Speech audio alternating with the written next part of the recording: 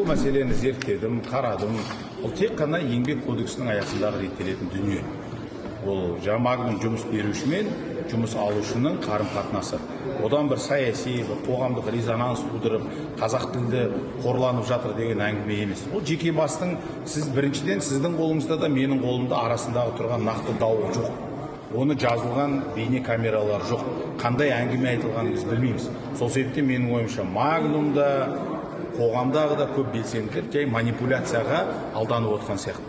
Бұл біздің ішіміздегі кәсіпкер, қызмет беріп жатыр. Қаншама қазақ жастары Магнумда жұмыс жасап жатыр. Одан қалса екі қазақ баласының арасындағы бір конфликт. Мен ойымша одан бір дау тудырып, қаншама адамды жұмыссыз қалдырып, оның қажет емес дүние деп есептеймін. Оған бір сіздер де бұқаралық ақпарат құралдары, менің ойымша осындай тексерілмеген, нақты ақпараты жоқ.